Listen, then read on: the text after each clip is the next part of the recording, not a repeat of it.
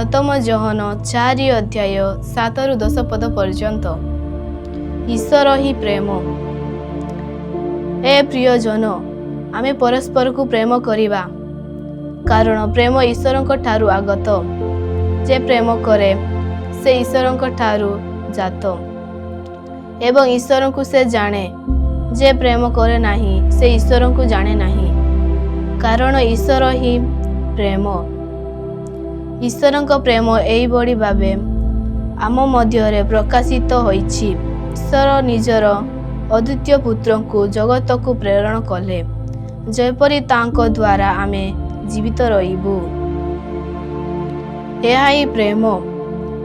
आमे ईश्वर को प्रेम कलु ताहा नुहे, बरं से आमको प्रेम कले एवं आम पापर प्रायश्चित बड़ी रूपे आपना पुत्र को प्रेरणा कले। साधु मार्क लिखित सुसमाचार 6 अध्याय 34-44 पद पर्यंत।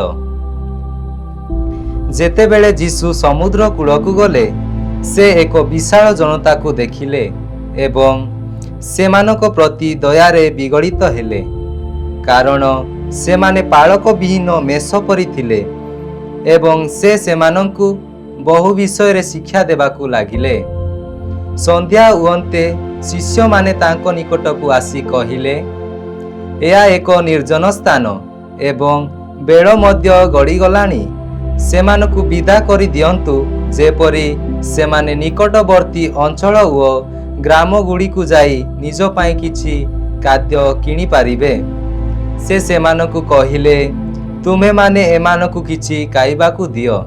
सेमाने तांकु कहिले, आमे माने कोन जाई 200 दिनारर रुटी किणी एमानकु खाइबाकू देबु। से सेमानकु कहिले, जाई देखो तुम पाखरे केते खंड रुटी अछि। सेमाने देखि आसी कहिले, 5 खंड रुटी एवं 2टी माछ अछि। से समस्तଙ୍କୁ सबुज घास उपरे दल दल करी बसाइबा पाई निर्देश देले। सेमाने 150 जनर दल होई बसी पड़िले।